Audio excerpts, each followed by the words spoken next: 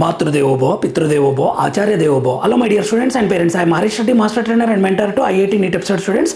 Today session వచ్చేసి NEET 2026 కోసం prepare అవుతున్నారు కదా my dear students, Telangana and Andhra Pradesh students. So last year కొద్దిమంది స్టూడెంట్స్ పేరెంట్స్ కొన్ని మిస్టేక్స్ చేశారు. ఇంటర్ ఎగ్జామ్స్ అయిపోయాయి ఇప్పుడు.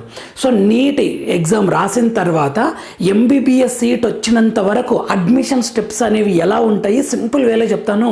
ఈ స్టెప్స్ నోట్ చేసి పెట్టుకోండి, ఎక్కడ మిస్టేక్ చేయకుండా ఉంటుంది ఈసారి. సో ఎంబీబీఎస్ కానీ బీడీఎస్ సీట్ కోసం టోటల్ స్టెప్స్ని సింపుల్ వేలో ఎక్స్ప్లెయిన్ చేసే ప్రయత్నం చేస్తాను my dear students and parents. Last వరకు చూడండి. So neat MBBS admission steps. So ఇప్పుడు మనకు ఫస్ట్ స్టెప్ వైజ్ ఎక్స్ప్లెయిన్ చేస్తాను చూడండి. ఇంటర్ ఎగ్జామ్స్ అయిపోయాయి. ఇప్పుడు సీరియస్గా ప్రిపేర్ అవుతున్నారు అందరూ. కొద్దిమంది లాంగ్ టర్మ్ స్టూడెంట్స్ ఆల్రెడీ ఫ్లోలో ఉన్నారు, ప్రిపేర్ అవుతున్నారు. ఇంటర్ ఎగ్జామ్స్ కంప్లీట్ అయ్యాయి. ఇంటర్ తెలంగాణ ఆంధ్రప్రదేశ్ కంప్లీట్ అయ్యాయి. నెక్స్ట్ స్టెప్ ఏంటి? నీట్ మే 3rd ఎగ్జామ్ జరుగుతుంది. నీట్ ఎగ్జామ్ జరుగుతుంది మే 3rd. నీట్ ఓకే, దానికి ఒక 20 lakhs 25 lakhs అప్లై చేస్తారు. 20 lakhs ప్లస్ ఓకే అప్లై చేస్తారు. ఇంతమంది స్టూడెంట్స్ రాస్తారు ఆల్ ఓవర్ ఇండియా రాస్తారు. ఇది సెకండ్ స్టెప్. దీని తర్వాత నెక్స్ట్ స్టెప్ ఏంటి? రిజల్ట్స్ ఇస్తారు. ఎన్టీఏ వాళ్ళు ఏం చేస్తారంటే రిజల్ట్స్ ఇస్తారు. ఇప్పుడు ఒక 20-25 lakhs రాస్తారు కదా ఆల్ ఓవర్ ఇండియా. ఇందులో ఒక 10 lakhs 12 lakhs 13 lakhs కేటగిరీని బట్టి లిస్ట్ ఇస్తారనమాట. క్వాలిఫైడ్ లిస్ట్ ఇస్తారు. అయితే ఇక్కడ అన్ని స్టేట్స్ మిక్స్డ్ ఉంటారు అనమాట. అన్ని స్టేట్స్ తెలంగాణ ఆంధ్రప్రదేశ్ సపరేట్గా ఇయ్యరు. ఇది మొత్తం మిక్స్డ్ ఇస్తారు ఫస్ట్ రిజల్ట్ ఎన్టీఏ వాళ్ళు. ఓకే, క్వాలిఫైడ్ లిస్ట్ ఇస్తారు. ఇప్పుడు 25 లక్షలు రాశారనుకోండి, ఒక 12 లక్షలే క్వాలిఫై చేశారనుకోండి, మిగిలిన 13 లక్షలు ఇంకా వాళ్ళ ఎలిజిబిలిటీ కాదనమాట. క్వాలిఫైడ్ కాదు కాబట్టి వాళ్ళు ఎంబీబీఎస్ బీడీఎస్ నీట్ కౌన్సిలింగ్కి ఎలిజిబుల్ కాదు. సరే, ఈ క్వాలిఫైడ్ లిస్ట్ ఉంటారు కదా, వీళ్ళందరూ దేనికి ఎలిజిబుల్ అంటే ఆల్ ఇండియా కోటాకి ఎలిజిబుల్. ఆల్ ఇండియా కోటా దాన్ని ఎంసీసీ కండక్ట్ చేస్తుంది. ఆల్ ఇండియా కోటా ఇది first step. Next Telangana Andhra Pradesh చెప్తాను. ఈ ఆల్ ఇండియా కోటాకు ఎవరన్నా అప్లై చేసుకోవచ్చు. ఈ మొత్తం ఇక్కడ క్వాలిఫై అయిన మొత్తం ఈ పెద్ద గ్రూప్ ఉంటుంది కదా, వీళ్ళందరూ అప్లై చేసుకోవచ్చు. ఈ ఆల్ ఇండియా కోటాలో ఎలా ఉంటుంది అంటే ఎంసీసీ కండక్ట్ చేస్తుంది ఆల్ ఇండియా కోటాను. AIIMS, JIPMER, state government colleges ఉంటాయి. కొద్దిమంది నేను తెలంగాణ సార్ గాంధీలోనే జాయిన్ అయితే నాకు మంచి ర్యాంక్ ఉంది అంటే ఆల్ ఇండియా కోటాలో గాంధీ జాయిన్ కావచ్చు. సార్ నేను ఆంధ్రప్రదేశ్ సార్ నేను ఆంధ్ర మెడికల్ కాలేజ్లోనే జాయిన్ అవ్వాలనుకుంటున్నా, నాకు ఎయిమ్స్ వద్దు జిప్మర్ వద్దు అనుకుంటే, మంచి ర్యాంక్ ఉంది అనుకుంటే మీరు ఆల్ ఇండియా కోటా ద్వారా కూడా Andhra medical college, Kurnool medical కాలేజ్లో సీట్స్ వస్తాయి. ఓన్లీ గవర్నమెంట్ కాలేజెసే ఉంటాయి, ప్రైవేట్ కాలేజెస్ ఉండవు. గుర్తుపెట్టుకోండి, ఆల్ ఇండియా కోటాలో ప్రైవేట్ ఉండవు. నెక్స్ట్ ఓన్లీ గవర్నమెంట్ ఉంటాయి. నెక్స్ట్ ఈఎస్ఐ కోటా కింద ఆల్ ఇండియా కోటా ద్వారా కూడా సీట్లు సంపాదించుకోవచ్చు. ఈఎస్ఐ కోటా ఉంటే ఆ సర్టిఫికేట్ తీసి పెట్టుకోండి my dear students and parents. Next central universities ఉంటాయి. Next deemed universities. ఈ డీమ్డ్ యూనివర్సిటీస్ ఏంటంటే పేమెంట్ సీట్ అనమాట. కొన్ని యూనివర్సిటీస్ పేమెంట్ ఒక రకంగా కేటగిరీ బి లాక్ అనమాట. సో చాలామంది దీనికైతే ప్రిఫర్ చేయరు. ల్యాక్స్లలో ఉంటుంది, ఇక్కడ థౌజండ్స్లలో ఉంటే చాలా ఎక్కువ ఉంటుంది ఫీజు డీమ్డ్. ఇది ఆల్ ఇండియా కోటా ద్వారా అనమాట. అయితే ఇది మేనేజ్మెంట్ కోటా అనుకోండి. ఇది ఎలా పార్టిసిపేట్ చేయాలంటే రిజిస్ట్రేషన్ చేసుకోవాలి ఖచ్చితంగా. అయితే ఇక్కడ బెనిఫిట్ ఏంటంటే ప్రతి రౌండ్కి రిజిస్ట్రేషన్ చేసుకోవచ్చు.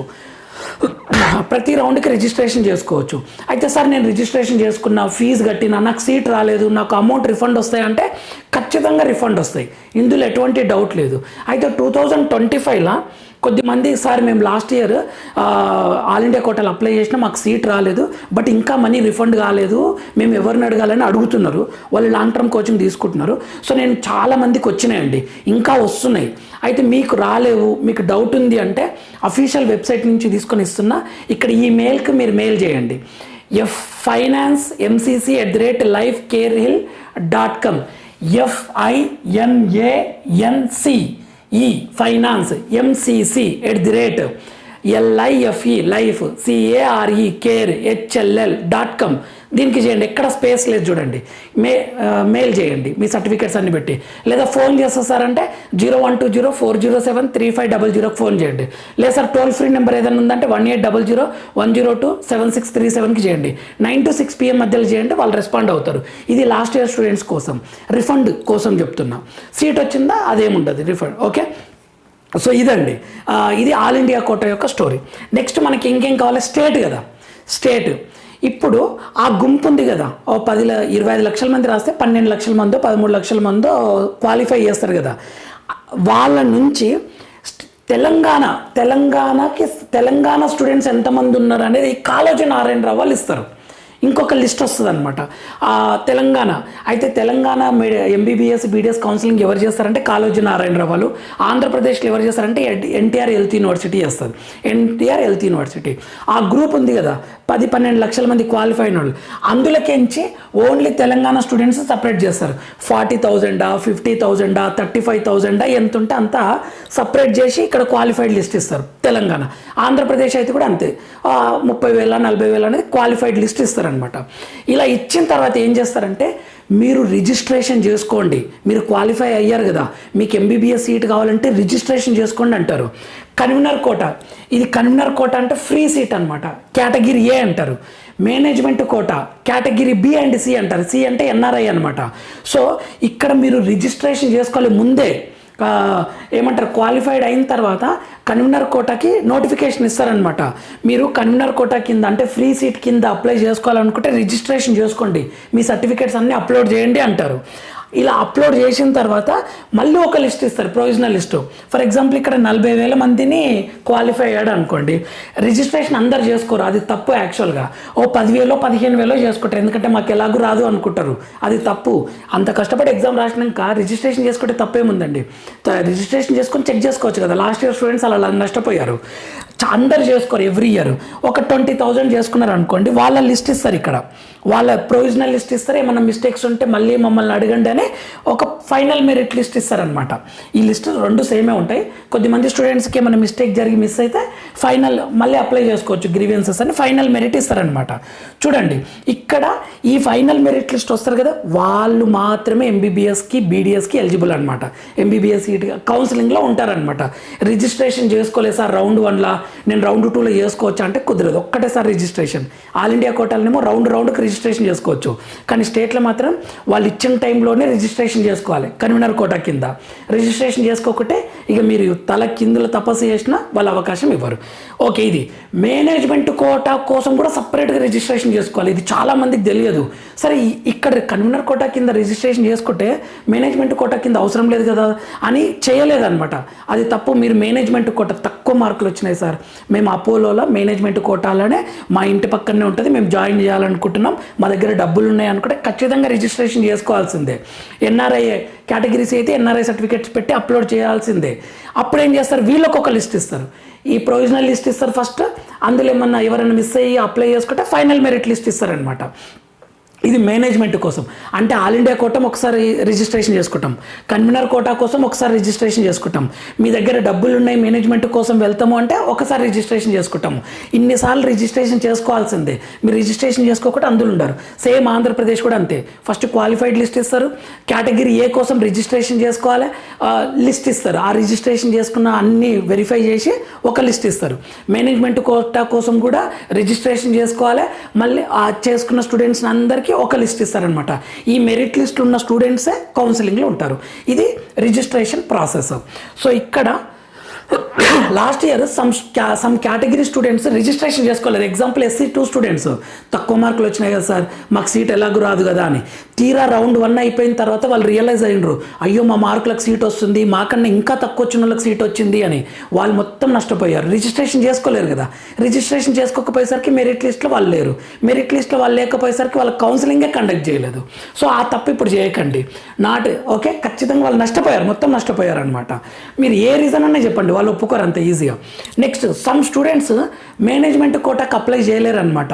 కన్వీనర్ కోటా కింద రిజిస్ట్రేషన్ చేసుకున్నాం కదా, మేనేజ్మెంట్ కోటాకు అక్కడ రాకపోతే మేము డబ్బులు కడితే మాకు మేనేజ్మెంట్ కోటా సీట్ ఇస్తారు కదా అని అనుకున్నారు, అది కూడా తప్పండి. ఓకేనా, సో ఈ మేనేజ్మెంట్ కోటా కూడా ఖచ్చితంగా రిజిస్ట్రేషన్ చేసుకోవాల్సిందే. కొద్దిమంది ఆంధ్రప్రదేశ్లో ఉంటారు, తెలంగాణలో చదవాలనుకుంటారు, లోకల్ అంతా ఆంధ్రప్రదేశ్, కేటగిరీ బిలో వాళ్ళకి సీట్స్ ఉంటాయి అదర్ స్టేట్స్కి. సో ఖచ్చితంగా తెలంగాణ రిజిస్ట్రేషన్ చేసుకోవాల్సిందే కేటగిరీ బి కోసం అనమాట. ఆ పాయింట్స్ కూడా చెప్తాను. సో ఈ మిస్టేక్స్ చేయకండి. ఇప్పుడు మెరిట్ లిస్ట్ వచ్చింది ఫైనల్గా, మన దగ్గర మన చేతిలో ఏముంది, మెరిట్ లిస్ట్ ఉంది. ఓకే, ఈ మెరిట్ లిస్ట్ ఉన్న తర్వాత మీరు ఏం చేస్తారు, you should give web options ఇవ్వాలన్నమాట. నాకు గాంధీ ఇవ్వాలి, ఉస్మానియా ఇవ్వాలి, ఈఎస్ఐ ఇవ్వాలని తెలంగాణ అయితే, ఆంధ్రప్రదేశ్ అయితే Andhra medical college, Kurnool medical college, నాకు రంగరాయ్ మెడికల్ కాలేజ్ ఇలా ఇవ్వాలని వెబ్ ఆప్షన్స్ ఇస్తారు. ఆ వెబ్ ఆప్షన్స్ని బట్టి మీ ర్యాంక్ని బట్టి మీకు సీట్ అలాట్ చేస్తారనమాట. ఈ సీట్ అలాట్మెంట్ కొద్దిమందికి ఫస్ట్ రౌండ్లోనే వస్తుంది, కొద్దిమందికి రౌండ్ 1లో రాకపోతే రౌండ్ 2, రౌండ్ 3 అలా వెళ్తుంది అనమాట. లాస్ట్కి ఒక రౌండ్ ఉంటుంది, సీట్లన్నీ మిగిలిపోయిన అన్ని రౌండ్లు అయిపోయిన తర్వాత కూడా సీట్లు మిగిలితే స్ట్రే వేకెన్సీ రౌండ్ అని పెడతారు. అందులో వస్తే ఖచ్చితంగా జాయిన్ అవ్వాలి. ఇక్కడ మీకు ఎంబీబీఎస్ సీట్ వస్తుంది అనమాట. సో మళ్ళీ చెప్తున్నా, ఫైనల్గా ఆల్ ఇండియా కోటాలో పార్టిసిపేట్ చేయాలంటే అక్కడ రిజిస్ట్రేషన్ చేసుకొని అప్లై చేసుకోవాలి. కన్వీనర్ కోటా అంటే ఫ్రీ సీట్ కోసం, కేటగిరీ ఏ కోసం అప్లై చేసుకోవాలనుకుంటే ఇక్కడ రిజిస్ట్రేషన్ చేసుకోవాలి. మేనేజ్మెంట్ కోటా జాయిన్ అవ్వాలనుకుంటే ఇక్కడ రిజిస్ట్రేషన్ చేసుకోవాలి. ఇది మర్చిపోకండి my dear students and parents. ఇక్కడ స్టేట్ ఏపీ అండ్ టీజీ చిన్న డౌట్స్ క్లారిఫికేషన్. కన్వీనర్ కోటాని మనం కేటగిరీ ఏ అంటాము, మేనేజ్మెంట్ కోటానేమో బి అండ్ సి అంటాం. అయితే కన్వీనర్ కోటా గవర్నమెంట్ కాలేజీలో ఉన్న సీట్స్ అన్ని కేటగిరీ ఏ అంటాం, ఫ్రీ సీట్స్ అన్ని గవర్నమెంట్. ఓకే, ఆ ప్రైవేట్లో కొన్నేమో కేటగిరీ ఏ సీట్స్ ఉంటాయి, కేటగిరీ ఏ ఉంటుంది, బి ఉంటుంది, సి ఉంటుంది. ప్రైవేట్ కాలేజీలో ఏబిసి ఉంటుంది. బట్ ఆంధ్రప్రదేశ్లో కొన్ని గవర్నమెంట్ కాలేజీలో సెల్ఫ్ ఫైనాన్స్ అని బి అండ్ సి అని చెప్తారనమాట. అంటే మేనేజ్మెంట్ కోటా సీట్ కొన్ని గవర్నమెంట్ కాలేజీలు ఉన్నాయి, అది నేను సపరేట్గా చేస్తాను. సో మీరు గవర్నమెంట్ కాలేజీలో ఉన్న ఎంబీబీఎస్ బీడీఎస్ సీట్లన్నీ కేటగిరీ ఏ కన్వీనర్ కోటా అనుకోండి. ప్రైవేట్ కాలేజీలో కొన్ని సీట్స్ ఏమో కేటగిరీ ఏ కింద ఉంటాయి, కొన్ని ఏమో బి కింద ఉంటాయి, కొన్ని ఏమో సి కింద ఉంటాయి. సరే, కేటగిరీ ఏ సేమ్ ఏమంటారు, కన్వీనర్ కోట ఏ ప్రైవేట్లో కూడా ఉంటాయి అనమాట. మేనేజ్మెంట్ కోట బి ఉంటాయి కదా, ఓన్లీ ప్రైవేట్ ఉంటాయి. సి ఓన్లీ ప్రైవేట్ ఉంటాయి అనమాట, ప్రైవేటే ఉంటాయి. గవర్నమెంట్లో బి అండ్ సి ఉండవు. బట్ ఏపీలో కొన్ని గవర్నమెంట్ కాలేజీలో బి అండ్ సి సీట్స్ కూడా ఉంటాయి, సెల్ఫ్ ఫైనాన్స్ కోర్సులు అంటారు. ఓకే, ఫీజు విషయానికి వస్తే గవర్నమెంట్ కాలేజీలో కేటగిరీ, మీకు గవర్నమెంట్ కాలేజ్ వచ్చింది, గవర్నమెంట్ కాలేజీలో మీకు ఫీజు చాలా తక్కువ ఉంటుంది, థౌజండ్స్లలో ఉంటుంది, అప్ టు 1 lakh వరకు ఉంటుంది. నేను అన్నది ఓన్లీ కాలేజ్ ట్యూషన్ ఫీజు లాగా అని చెప్తున్నాను అనమాట. ప్రైవేట్లో అయితే 1 to 2 lakhs ఉంటుంది, 2+ lakhs ఉంటుంది అంతే. ఇయర్లీ చెప్తున్నా కేటగిరీ ఏకి సంబంధించి. అదే కేటగిరీ బికి అయితే 12 to 14 lakhs ఉంటుంది. నేను రేంజ్ చెప్తాను, అన్నీ ఎగ్జాక్ట్గా ప్రతి కాలేజ్ నేను సపరేట్ వీడియో చేస్తాను. 12 to 14 lakhs ఉంటుంది. కేటగిరీ సి అయితే దీనికి డబల్ ఉంటుంది, 24 to 30 lakhs ప్లస్ ఉంటుంది అనమాట. ఓకే, 14+ lakhs ఉంటుంది, ఇక్కడ 30+ lakhs ఉంటుంది. ఇది బి అండ్ సి అనమాట. సో అందరు ఏమని కోరుకుంటారు, కేటగిరీ ఏలోనే సీట్ రావాలని కోరుకుంటారు. అందులో కొద్దిమంది గవర్నమెంటే రావాలని కోరుకుంటారు అనమాట, ఎందుకంటే ఇంకా తక్కువ ఫీజు ఉంటుంది, పేషెంట్ ఇన్ఫ్లో ఎక్కువ ఉంటుందని. సో ఇది information. Next, AP can registered Telangana and other states also. Category B కోసము ఆంధ్రప్రదేశ్ స్టూడెంట్స్ తెలంగాణకు అప్లై చేసుకోవచ్చు, వేరే స్టేట్స్ కూడా అప్లై చేసుకోవచ్చు. తెలంగాణ స్టూడెంట్స్ ఏపీకి అప్లై చేసుకోవచ్చు, వేరే స్టేట్స్ కూడా అప్లై చేసుకోవచ్చు. ఓన్లీ కేటగిరీ బి కోసం అనమాట. కేటగిరీ బి కోసం ఈ ఫెసిలిటీ ఉంటుంది. కానీ కన్వీనర్ కోటా